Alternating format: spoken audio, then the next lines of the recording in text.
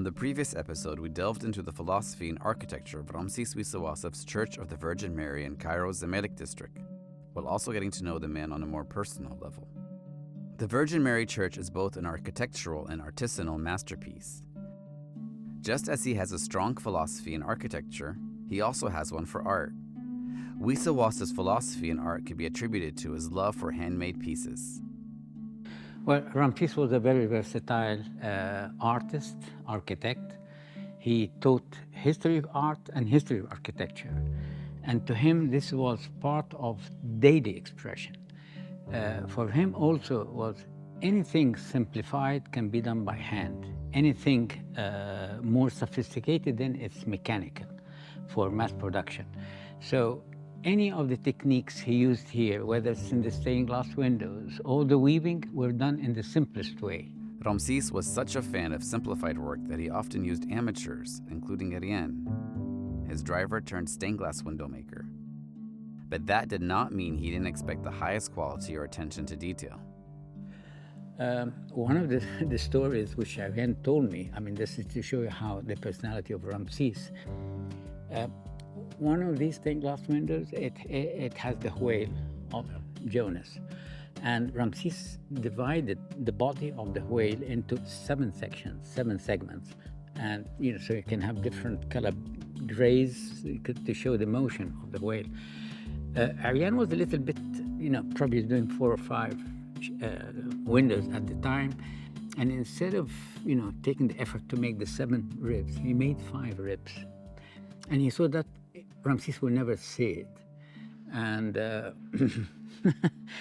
just to execute him quickly and show him how, look, Ramses, I made so many windows. So Ramses came, he used to go and see what he has done that day. And at the end of his tour, of, surveying what he did, he just told him, Ariane, you did excellent work, but I wish you kept the 7 ribs in the whale. He will not copy. I mean, with his background in history of art and history of architecture, he will absorb all of that, and then he will bring it out in his own way. So you will see, it has roots to the old crafts, but it is being presented in a modern, new way, which is the Ramses Wissa Wassef way. Wissa Wassef was extremely detail-oriented and carried out his ideas both in the micro and macro level, architecturally and artisanally. For example, over the main door, the west wall, Wissa Wassef donated 2 tapestries. On the opposite wall is the focal point of the church, the altar, and over that is the second coming of Jesus. Along with the north and south walls depicting stories of Jesus, saints and heavens, Wassef narrates the story of the Bible from beginning to end. So the whole idea, the whole church design, the icons from the west to the sides to the east is a whole story of the church role in helping people to reach eternity through the salvation. Coptic art encompasses a vast range of mediums, from bookbinding to textiles to stained glass, but icons specifically play the largest role. So icons are one of the main aspects of Coptic art, and they are considered a living sermon in terms of color and form and shape. And they are usually anointed in oil as well, because they're considered to be a portal between this world and heaven.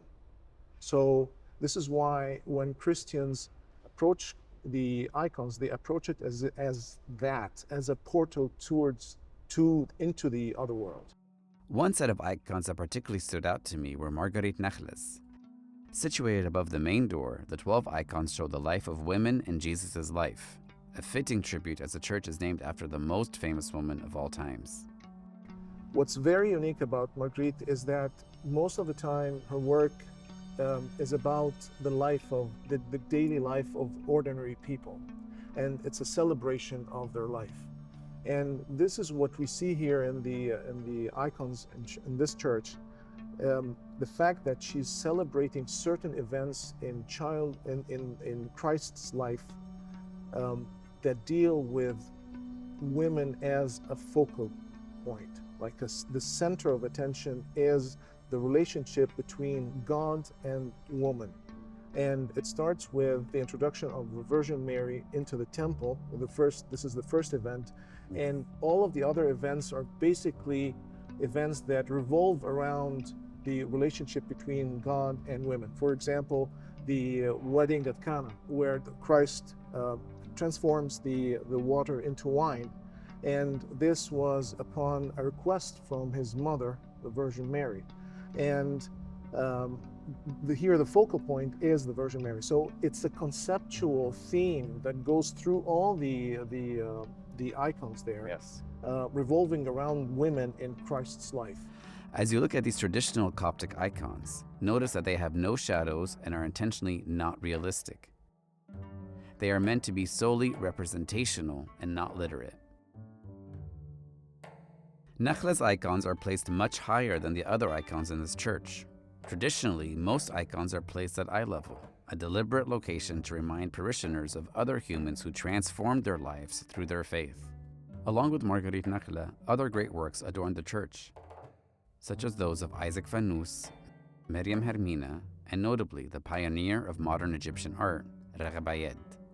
He was classically trained in Italy, but he created his own style that was inspired by ancient Egyptian art as well. Wow. And the spontaneity of the lines in Coptic art.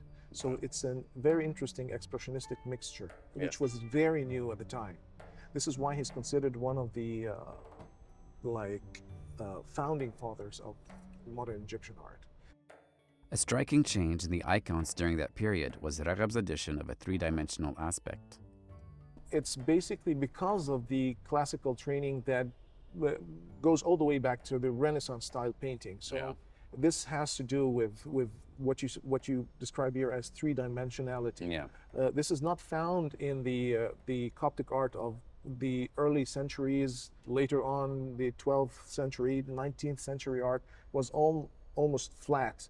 And this is the effect of the classical training of Ramses in Italy. On the north and south walls, Wassef added double layers of stained glass windows. The lower layer showing stories from the Bible, with the top layer showing depictions of heaven. Ramses will do the design on calc paper and then do the drawing itself with a B pencil, a very dark pencil, and then put them on the gypsum, which is poured inside the frame. And then you will rub it so you can get the outline of the ribs of the glass windows. Again, here he has simplified a very old technique. So an ordinary person can do it. That's always was his strive, how people can do art for themselves. So when he asked Ariane, or actually it was the other way around, the driver saw Ramses doing this in his own home in Giza. And of course, he's seeing, he tried to help. So I told him, Ramses, can I help you? He said, sure. Then he showed him first how to do the gypsum mix, then how to, put the calc paper and do the outlines, and then how to, with the arquette, so, do all the holes and all the spaces, which will be filled with stained glass windows, gradually like that. And so an ordinary driver knew nothing about stained glass window, became a master stained glass window designer. I mean, not the designer, executor at least. The designs and implementation of these windows are as beautiful as their stories are rich. Over here I can see, I think that's Mary and Joseph and Jesus, مثلا. Yes. And then above that, it's heaven. It's heaven, exactly. So the telescopic section takes us to heaven. So you'd find Ramses Wissa Wassef did those artwork in the Haranea Craft Center. They're all like flowers, birds, heavenly creatures, and the like. Ramses left a living art legacy with the Wissa Wassef Art Center in Haranea. The center is built on his concept that every individual has innate creativity and can create art, coupled with his philosophy that the simpler the tool, the more life there is in the work. The weavers are given no formal artistic training, only craft-specific training with a focus on nature and culture. Besides that, the weavers are given total creative freedom that results in extraordinary work that continues to be sold the world over until today. So of course, tapestries are an important part of the church. So if we talk about the tapestries, for instance, they were woven by Mariam Helmina, one of his students. She never wove before 1941. He taught her the basics of weaving and then left her in a very special way to imagine and put her weaving directly on the loom. So these tapestries, there is no pre-design. They were woven directly on the loom. And each one of these tapestries, they are in 3 parts woven together. And I think Ramses gave them as a gift to the church. And all the colors are either natural brown colors from the sheep or natural indigo. Ramses believed in natural vegetable dyes in his work. So these tapestries were like that, done on a very simple loom. With a plethora of heritage around us, it is vital for us as Egyptians to have a shared philosophy on how we will maintain it and what that entails.